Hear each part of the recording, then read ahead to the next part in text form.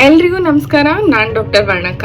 ಇವತ್ತಿನ ವಿಡಿಯೋದಲ್ಲಿ ನಾನು ಕಪ್ಪಿಂಗ್ ಬಗ್ಗೆ ತಿಳಿಸ್ಕೊಡ್ತೀನಿ. ಕಪ್ಪಿಂಗ್ ಸುಮಾರು ರೀಜನ್ಸ್ಗಳಲ್ಲಿ ಟ್ರೆಡಿಷನಲ್ ಮೆಡಿಸನ್ನ ಪಾರ್ಟ್ ಆಗಿದೆ. ಇದನ್ನ ಹಿಜಾಮ ಅಂತ ಕೂಡ ಕರೀತಾರೆ.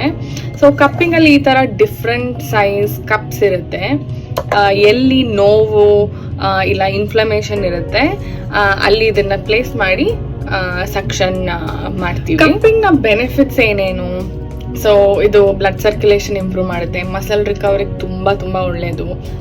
ಈವನ್ ಏನೋ ಟೆನ್ಷನ್ನಿಂದ ಫ್ಯಾಷಿಯಾ ಆಸ್ ವೆಲ್ ಮಯೋಫ್ಯಾಷಿಯಲ್ ರಿಲೀಸ್ಗೂ ತುಂಬ ಒಳ್ಳೆಯದು. It's good for cellulite, it's good for digestive issues.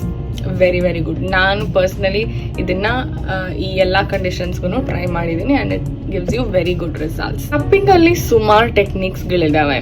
Static cupping which is the most popular one. So suction ಮಾಡಿ ಅಲ್ಲೇ ಬಿಟ್ಬಿಡ್ತಾರೆ.